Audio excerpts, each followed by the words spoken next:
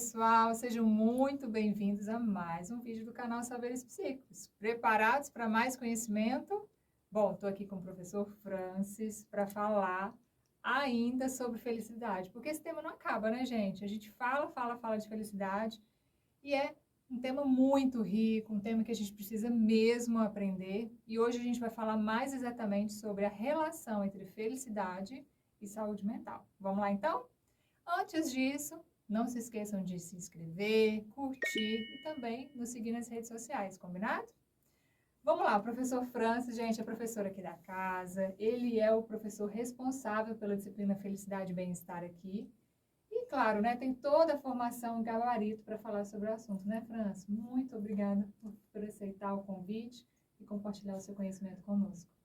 Para todo mundo que nos assiste, um oi bem caloroso, bem afetivo. Professora Hélida, eu é que agradeço o espaço, o convite.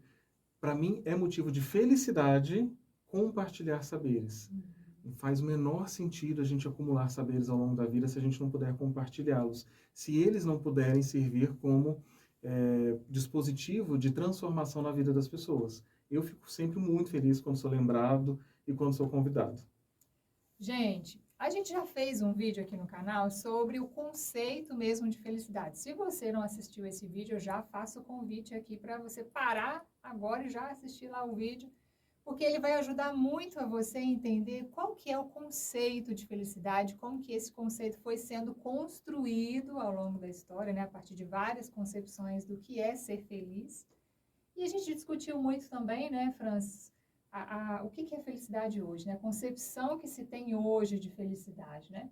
Vamos retomar só um pouquinhozinho esse conceito e conciliando isso com as questões de saúde mental que infelizmente a gente vivencia, né?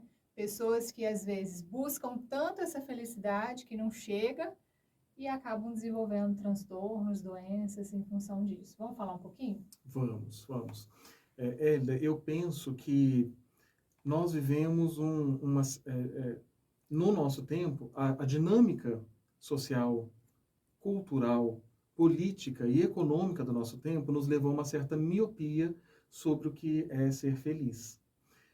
Muito especificamente em relação à dinâmica cultural que colocou o hiperconsumo, e aí respondendo a uma demanda do modelo econômico no qual nós vivemos, que é o capitalismo, de que eu preciso superconsumir para me sentir feliz. Atrelou de uma forma equivocada, né?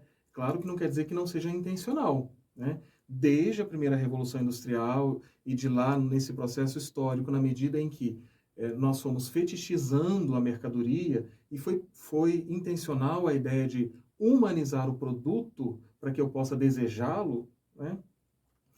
Essa noção ela foi se ampliando, foi ganhando cada vez mais forma, mais corpo, a chegar num tempo em que as relações globais de consumo nos fizeram entender que eu preciso consumir muito preenche os meus vazios existenciais. Então, olha só, olha que dinâmica social mais estranha que nós temos. Trabalhamos muito, ganhamos pouco, muitas vezes estamos infelizes com o nosso trabalho, nós não gostamos do que nós fazemos, mas nós precisamos pagar os boletos, né? Como o meme, porque eles sempre vencem, às vezes a gente não vence, mas eles vencem, e a gente vai cedendo, né, a essa dinâmica da vida. O excesso de trabalho nos rouba o tempo com os nossos amigos, com a nossa família, nos rouba o tempo que nós temos que ter, cada um consigo mesmo. O tempo da reflexão, né? O tempo de que eu possa revisitar as minhas memórias e me reconciliar com o meu passado. Porque isso é fundamental para que eu possa ter preenchidos os meus vazios existenciais, essas lacunas que são geradas pela nossa experiência de estar no mundo mesmo. O mundo é espaço de complexidade. As relações humanas são complexas, desde o momento em que nós chegamos ao mundo até o momento em que nós nos despedirmos dele, nós estaremos atravessados por um conjunto de relações muito complexa. E essas relações elas vão gerando traumas, né, que vão produzindo essas sensações de vazio. E aí a gente poderia desdobrar isso, e a gente precisaria de horas, né, para resgatar os autores da psicologia para nos fundamentar. Mas o que a gente quer entender é essa dinâmica social, porque nós precisamos entender quem nós somos, o lugar que nós ocupamos no mundo, qual é a realidade que me cerca, para que eu possa perceber como é que eu estou me representando.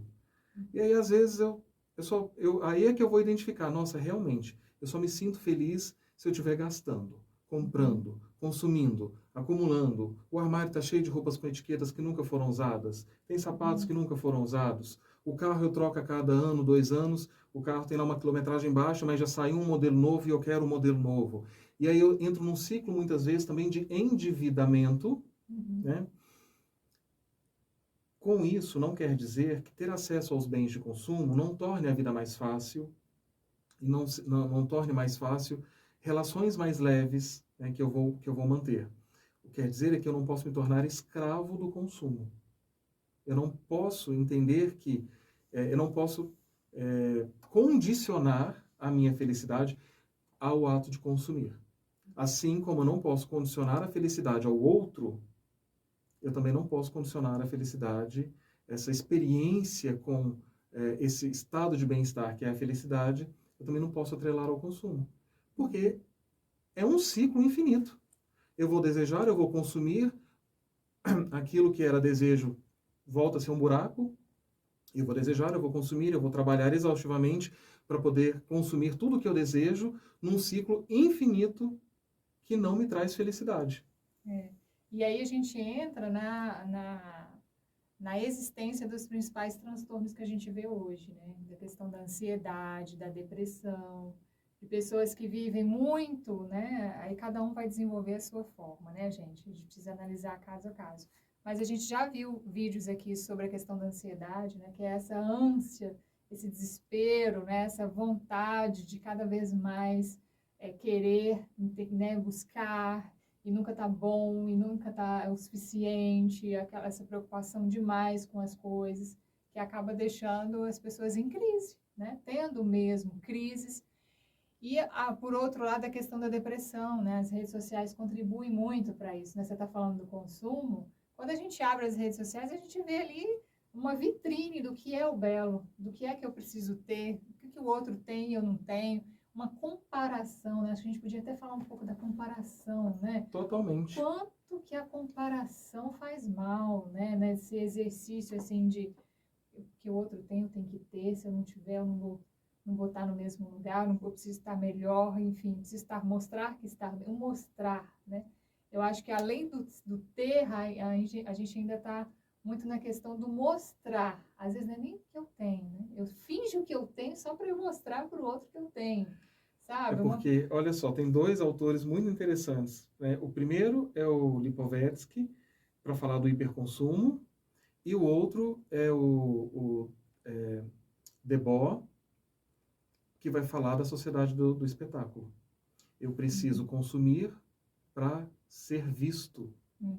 Né? Então, num eu estou pensando no hiperconsumo, no outro eu estou pensando na necessidade de ser visto.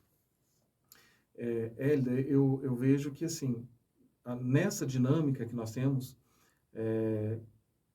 a questão da saúde mental, ela ocupa hoje um espaço muito importante, que, não, que foi criado, foi forjado em razão dessa própria dinâmica. Há 40 anos não se discutia a saúde mental como se discute hoje. Há 80 anos existiam colônias psiquiátricas, né, para poder, onde eram albergadas os indesejados, né, aqueles que viviam sob o olhar da sociedade saudável, né, viviam atormentados. Hoje, o que eu observo?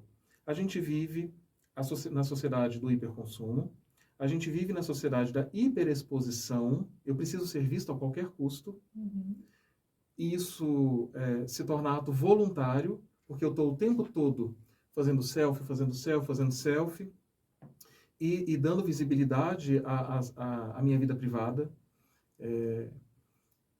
porque eu preciso ser visto. Nós vivemos a sociedade do cansaço, porque no modelo econômico em que nós vivemos, há uma super exigência por produtividade, e a gente entende que ser produtivo é trabalhar até ter as forças extenuadas, até o limite das nossas forças.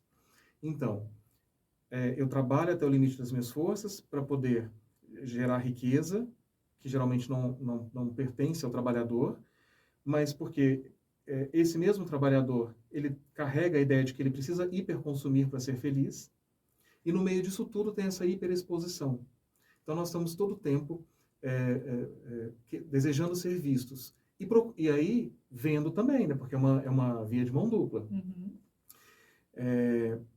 E qual é o problema das redes sociais nesse processo?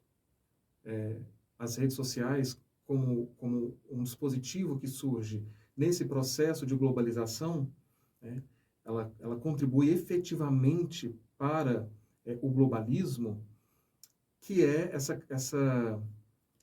essa ideia equivocada de que não existem barreiras, né, temporais, espaciais, e toda a informação circula, e todo o conhecimento circula. Por que ela é ruim nesse processo? Porque ela limita a minha capacidade de interação com o outro. Porque ao invés de eu estar aqui interagindo com você, eu estou aqui no meu celular, aí eu estou olhando um certo lifestyle, e aí, nossa, olha esse cara, olha, como que eu faço para ter esse peitoral aqui, essa barriga trincada aqui? Aí eu vou vendo lá, eu vou vendo um estilo de vida inalcançável.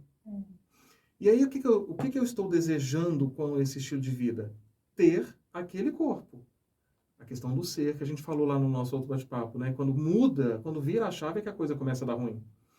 Então, aí eu desejo ter aquele corpo, aquele cabelo, aquela pele, ter aquela viagem, ter aquele carro, ter.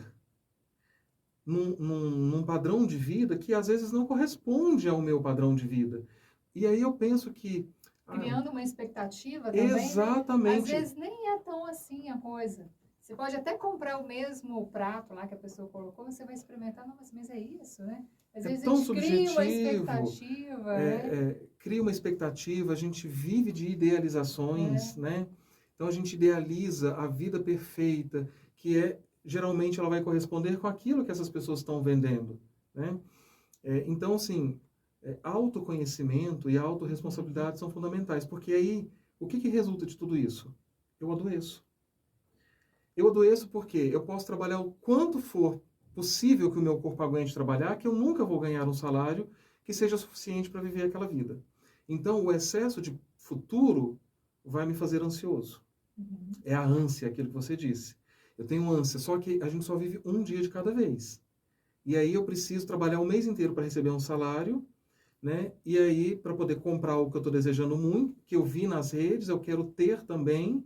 E aí eu passo o mês ansioso. Né? É claro que essa é uma simplificação da ansiedade.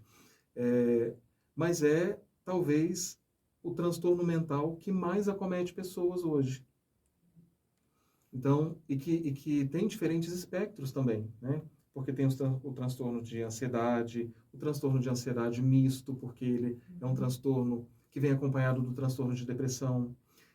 Tem o transtorno de ansiedade generalizada, né, que é a ansiedade persistente. E muitas vezes os fatores, eles são espontâneos. Mesmo o indivíduo ansioso, ele vai precisar de muita psicoterapia para entender quais são os gatilhos dessa ansiedade. O que acontece, o que afeta, que desperta, que faz com que ele fique ansioso.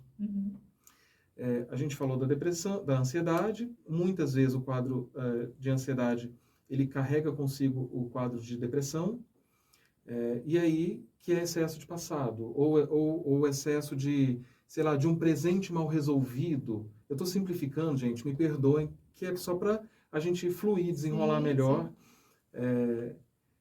E aí, o transtorno, ele é real, ele existe, ele vai alterar significativamente o modo como aquela pessoa se relaciona com a vida, né? A pessoa com diferentes graus de depressão, ela vai manifestar diferentes sintomas que vão fazer com que ela fique desde super excitada, estimulada, agitada, gente, pessoa agitada demais também, né? Ou prostrada. Aí você fala, não, porque a gente pensa sempre que a pessoa deprimida, depressiva, é a que está prostrada no quarto escuro. Não necessariamente. Não necessariamente. Esse foi um quadro que eu experimentei o ano passado. Na passagem de 2002 para 2023, eu que já vinha num processo com a psicanálise, com tratamento com psiquiatra, vivi uma instabilidade e manifestei de novo sintomas de transtorno de ansiedade mista, transtorno de ansiedade generalizada, e aí de ansiedade mista porque tinha o transtorno de depressão juntos, e eu percebia que às vezes ou eu estava extremamente eufórico ou eu estava prostrado. Quando eu estava extremamente eufórico, eu não comia nada, passava o dia inteiro sem comer. Quando eu estava prostrado, eu comia até os rebocos da parede, como dizia antigamente. Da bipolaridade, né? Porque ela te tira o equilíbrio. Né? Então, para falar de dois transtornos, é possível ser feliz vivendo um transtorno desse? Não é. Porque a gente perde a capacidade de pensar, né? Os transtornos mentais, quaisquer que sejam eles retiram a nossa capacidade de pensar com clareza o momento que a gente está vivendo. E aí, como a gente discutiu no outro vídeo, a felicidade ela está muito ligada à questão do autoconhecimento, da autorresponsabilização, né? E realmente, quando a gente passa por um tipo de transtorno desse, né, a gente tem essa capacidade reduzida. E aí a gente precisa, então, reconhecer a existência disso, procurar ajuda, né? E com essa ajuda, voltar à construção mesmo, né? Da reflexão sobre o que eu sou, o que é importante para mim, analisar de maneira mais crítica onde que eu posso encontrar a minha felicidade, onde que eu me realizo, as pessoas que estão à minha volta, enfim, todos esses aspectos, né? Então, de certa maneira, a gente poderia até falar um pouco, assim, que a felicidade, ela está ligada também à questão da saúde mental, né? Quando a gente tem uma saúde mental boa, resolvida, né, saudável, automaticamente a gente tem maiores chances de vivenciar a felicidade. É importante pensar que, assim como a saúde física, ela se caracteriza como um processo de manutenção. Eu preciso, porque se eu não me alimentar bem, não adianta eu me alimentar bem hoje, não alimentar bem amanhã e assim sucessivamente. Então, há um esforço de manutenção da saúde física, da saúde mental também. Então, eu preciso, primeiro, reconhecer, né, identificar em mim sintomas de adoecimento mental, qualquer que seja o transtorno. Eu preciso não me envergonhar, porque muitas vezes a pessoa deixa de pedir ajuda porque ela sente vergonha. Porque há um estigma muito grande ainda sobre a saúde mental. Né? Então, eu acho interessante porque é assim, a pessoa tem um transtorno mental. Daí ela faz acompanhamento psicoterapêutico e não faz acompanhamento psiquiátrico.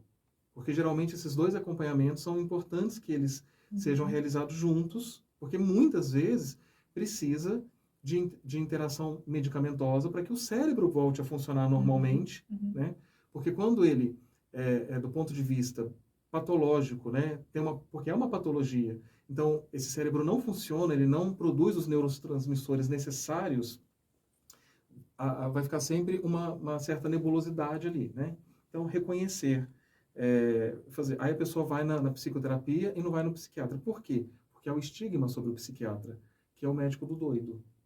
E na terapia, no nosso tempo, nessa sociedade organizada, que é a sociedade da exposição, ir ao psicólogo é cool, é legal, eu sou descolado, eu sou preocupado com a minha saúde mental. Então, aí a gente já vê o descompasso. Isso gera um estigma, a pessoa que tem o transtorno muitas vezes tem vergonha e não procura ajuda. Então, é importante procurar ajuda. E é importante que nesse processo de reconhecer o adoecimento mental, eu reconheça também o que pode ser feito para que eu melhore esse quadro. Então, assim, quando a gente fala de adoecimento mental, a gente já está falando de uma cabeça desequilibrada. para resgatar o que nós falamos lá na outra aula, né? É. A cabeça equilibrada, apaziguada, né? Então, um conceito tão caro para os iorubanos. Uma cabeça que não está em ordem, ela não vai levar esse sujeito a fazer uma boa caminhada. Ele nunca vai fazer boas escolhas. Não fazendo boas escolhas, a chance de ele ser infeliz do que ser feliz é muito grande. Então, essa é uma questão. Outra é ele entender que esse estado de bem-estar mental, ele é uma confluência de fatores que passa pela alimentação, pela atividade física, pela qualidade do sono, pela qualidade das relações, passa pela qualidade dos conteúdos que ele consome, porque às vezes a pessoa só vê coisas ruins na internet, né? Consome conteúdos violentos, consome conteúdos pornográficos, consome conteúdos que não agregam... Pesam, né? E não agregam nada, né? Então, assim, do mesmo modo como nós temos que ser preocupados com como nós alimentamos o nosso corpo, nós temos que ser preocupados com como nós alimentamos a nossa cabeça. E aí vai muito ao encontro da concepção que a gente tem de qualidade de vida, né? Reconhecer as várias dimensões que nós, seres humanos, somos constituídos. Não é só o físico, é o mental, é o espiritual, é o relacional, né? Então, é tentar, da roda da vida, né? Isso, Tentar que eu reconhecer estou as pensando, diferentes lembrando aqui da roda da dimensões vida. e alimentar cada uma delas à sua medida. Buscar esse equilíbrio, né? O resumo dessa ópera toda é que uma vida em que nós conseguimos experimentar essa sensação de felicidade é uma vida equilibrada, em que o que eu desprendo de energia para o trabalho é semelhante com o que eu desprendo de energia para a minha vida pessoal, com a minha família, com os meus afetos, é o mesmo que eu desprendo de energia para a minha formação, os meus estudos, o corpo. É uma roda que precisa rodar harmonicamente. E isso passa pelo autoconhecimento e pela autorresponsabilidade. Isso aí. Gente, as palavrinhas do vídeo, né? Autoconhecimento e autorresponsabilização, tá? É isso. Francis, muitíssimo obrigada mais uma vez. Eu que agradeço mais uma vez. Pela presença, pela riqueza de conteúdos. Gostaram? Não esqueçam de curtir, compartilhar, dividir esses conhecimentos com quem você acha que vai fazer bom uso deles. E é isso, a gente se vê numa próxima. Tchau, tchau!